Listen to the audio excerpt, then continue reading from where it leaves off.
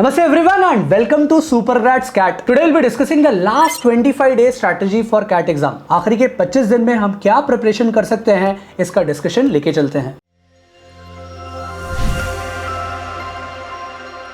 So I'll divide this discussion into three broad areas. पहला academics, पढ़ाई लिखाई में क्या कर सकते हैं. Second part discussion with regards to how to be mentally very strong. Temperamentally हम खुद को स्ट्रॉन्गर कैसे बना सकते हैं. And last a very interesting philosophy of life that Mahendra Singh Dhoni follows.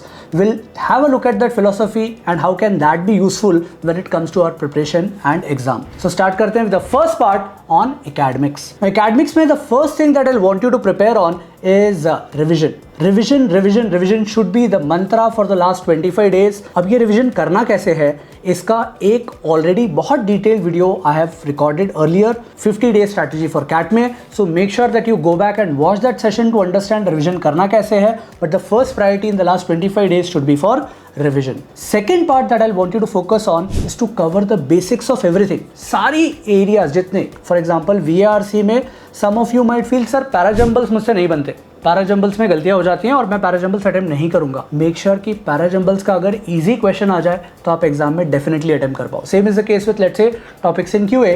Statistics का अगर कोई क्वेश्चन आता है let's say mean median mode का, how many of you can right now recall the relationship between mean median and mode? Recall करो, take a pause 5 seconds. Mode is equal to what? 3 median minus 2 mean is the correct answer.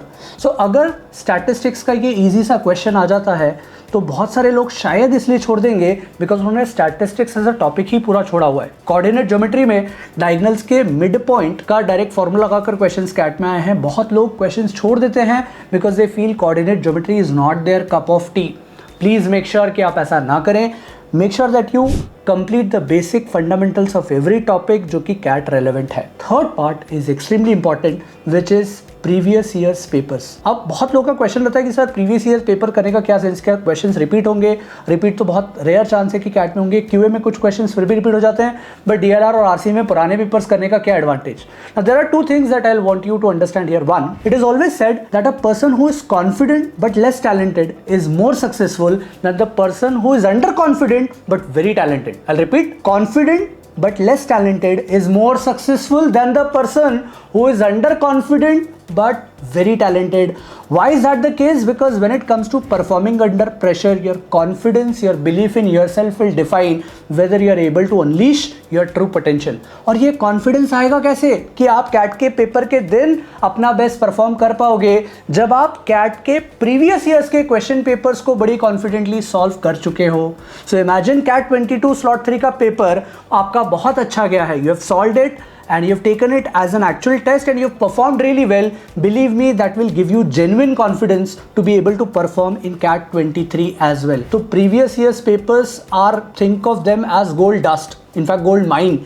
इतना अच्छा source है. सारे अच्छे institutes का material बनाने का benchmark ही previous years paper रहते हैं. तो make sure that you solve them thoroughly before you actually appear for your CAT 23 exam. And the last part in terms of academic preparation in the last 25 days would be mocks and their analysis. Again, I've shared a detailed video कि mock और analysis में आपको exactly क्या करना है. You can go back and watch that. But just एक छोटा सा और input इसमें, make sure that you don't overburden yourself. आप खुद को overburden ना कर दो. Don't burn out. There is always a time to peak. And make sure कि आप जस्ट कैट के टाइम पे अपना पीक परफॉर्मेंस रीच कर पाओ. So don't take too many mocks. I think 1 mock per week, at best 2 mocks per week, and their thorough analysis is good enough when it comes to the frequency. So ये तो बात हो गई academics की. अच्छा, इसमें एक और छोटा सा doubt that lot of students है कि सर एग्जाम के आखिरी के 25 दिन में तो क्या ही पढ़ाई होती है. In fact I want you to go back to your early days, schooling, college के एग्जाम्स. आप सोच के देखो आपने जेन्युइन पढ़ाई कब करी है? एग्जाम के जस्ट कुछ दिन पहले. Some of you might have prepared just a day before exam कि कल एग्जाम है और आज रात भर बैठ के पढ़ रहे हैं and you been able to secure 70-80% marks, right? That's the story of life for most of us. तो जब बाकी की हमारी एग्जाम्स के लिए हम एंड टाइम पे बहुत ज़्यादा पढ़ते हैं तो क्या कैट के लिए वो नहीं करना चाहिए? बिल्कुल करना चाहिए. That's the answer. And therefore make sure कि लास्ट 25 डेज में you give your best shot. बहुत लोगों को लगता है कि sir CAT is a different exam, साल भर की पढ़ाई, 6 महीने की पढ़ाई रिक्वायर्ड है, आखिरी के 20 दिन पढ़ के कुछ नहीं होगा. करेक्ट. सिर्फ अगर आखिरी के 20 दिन पढ़ा है तो कुछ नहीं होगा, बट आपने 6 महीने पढ़ा है, साल भर पढ़ा पड़ा है और अब आखिरी का 1 महीना अगर आप छोड़ दोगे because you are feeling demotivated, because mocks में स्कोर कम आ रहे हैं, because of an number of different things, you will lose out on the hard work that you have done in the last 6 months to 1 year. तो please make sure कि आप आखिरी के 20 दिन बहुत अच्छा एफर्ट डालें. That will really make sure कि आपका परसेंटाइल बूस्ट हो जाए. So this was about academics.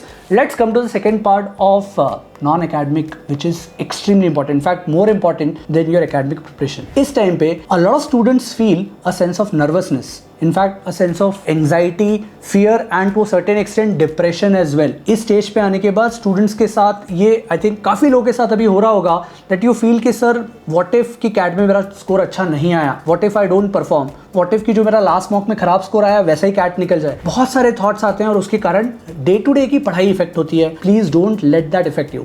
इसके opposite think of it this way कि अगर इस एंडिंग के टाइम पे आप ये सोच पाओ that you are able to say that you know I am feeling very happy, confident and super excited to appear for CAT exam. Imagine ये 3 एडजेक्टिव्स आपको डिफाइन करें: happiness, confidence and excitement. I mean, you would be in the right frame of mind to appear for the CAT exam. How do you ensure कि हम उस stage पे जा पाएं? So I think you should allow your faith to be bigger than your fear, and then you will not have to worry about failure. अगर आप अपना belief बहुत strong रखते हो, belief that you trust your processes, जो आप मेहनत कर रहे हो उस पे confidence है कि जो मैं कर रहा हूँ सही डायरेक्शन में कर रहा हूँ, and I'm working genuinely hard. अगर आप ईमानदारी से मेहनत करते हो, उस पे भरोसा करते हो, खुद पे भरोसा करते हो, प्रोसेस पे भरोसा करते हो, then believe me that sense of anxiety will go away because you will start performing, है ना.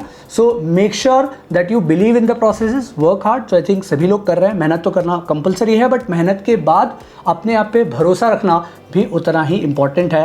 That will help you overcome that sense of anxiety, fear and nervousness.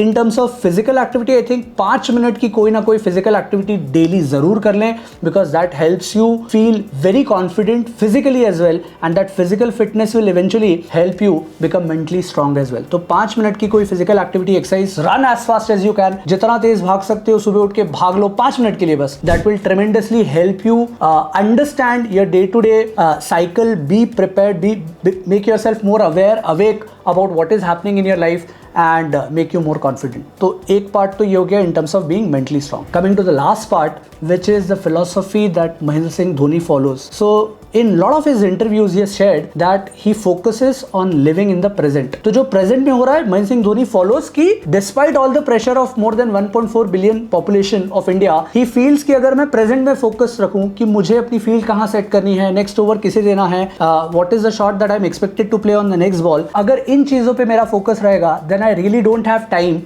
to worry about the facts कि मेरा past में score कैसा रहा है, मेरा form अच्छा रहा है या नहीं रहा है, न्यूज़पेपर में लोग मेरे बारे में क्या बात कर रहे हैं, what is happening on social media. I don't have time for all this because I am living in the present. Imagine if you are able to follow the same philosophy when it comes to CAT preparation and for that matter anything that you do in life.